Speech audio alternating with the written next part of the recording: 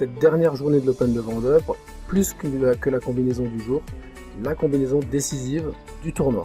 Donc dans la partie entre Di Niccolò Antonio et Vlachos, vous voyez, on a une finale à peu près équilibrée. Dans cette position, les blancs ont joué tour F1, ils tentent leur adversaire de fou B5. Ça a l'air tentant, mais en fait ça se heurterait à tour F7 échec, roi 10, fou C4 échec, très important, on retire le fou en protégeant la tour D3 du fou B5, roi 5, et fou prend B5, et fou D7 échec. Donc voilà, ça serait une catastrophe pour les noirs, donc c'est le petit piège tendu par les blancs.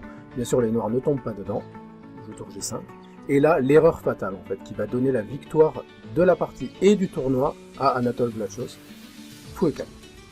Alors pourquoi c'est une erreur? Tout simplement parce que maintenant, fou B5 devient possible, puisqu'après tour F7 échec, le pion du 6 n'est plus protégé, le roi peut tranquillement le manger. Les deux tours blanches sont en l'air, seul moyen de les protéger, tour DF3.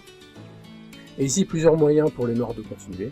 On pourrait par exemple simplifier par tour point G3 échec, qui amènerait une position de finale avec 2 pions de plus, mais ils préfèrent dans la partie garder les pièces. Tour E5, le fou E4 est attaqué, et bien sûr il ne peut pas trop se retirer à côté de tour E1, coûterait du matériel au blanc. Sur tour 3 F4, la tour F7 traînerait encore un petit peu après tour point E4, tour point E4 échec, roi point F7. Donc forcer tour 7 F4, donc on voit que les pièces blanches se mettent vraiment sur une situation très passive. Fou C4, et là l'erreur décisive encore une fois, même si l'avantage est déjà suffisant techniquement pour gagner, mais là c'est vraiment le coup qui va raccourcir encore la partie. Tour G4, car après G5, et la tour se retrouve piégée.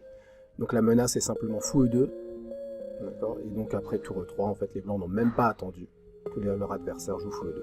Voilà, c'est cette partie qui a donné la victoire à Anatole Vlachos, donc vainqueur du 20e Open de Vendôme.